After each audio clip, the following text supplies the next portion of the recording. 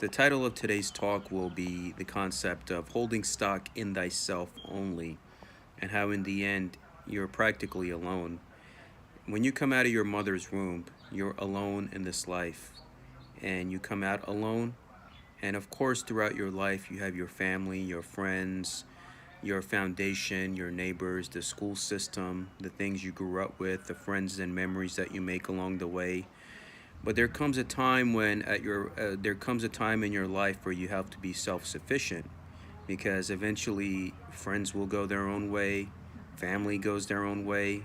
Once siblings get married and have their own families and go off on their own, your parents start getting older, and eventually that reality of your parents going away as well, that many have to face. So in the end, you must hold stock in thyself. Be in a position in your life where no matter what storms come in your life, you have a good position where you got your own place, you're self-sufficient financially, mentally, physically, emotionally, spiritually. So no matter what storms come in your life, because you have to face the reality, everything comes and goes in life, whether it's friends, mates, people you worked with, people you grew up with.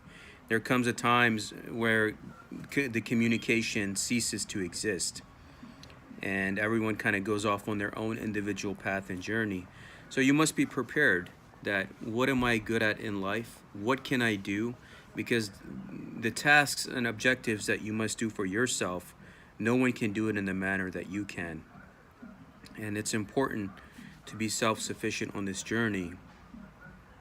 And it's important to know, what am I good at and what do I need to do in this life?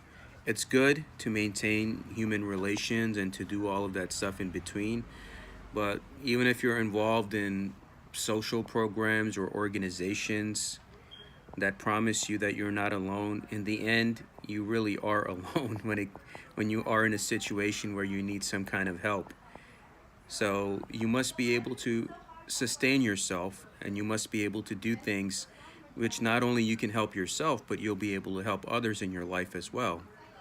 So you must be able to be self-sufficient and hold stock in thyself, because in the end, everyone goes their own way.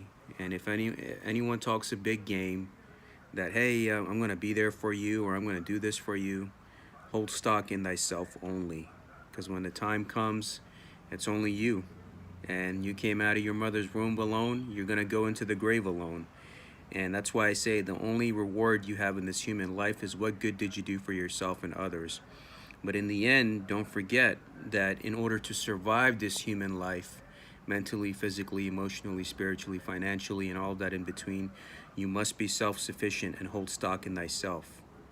It's good to have faith in others, but not too much where you're not doing the things that you were supposed to, and you're letting yourself go, which is ultimately going to damage you.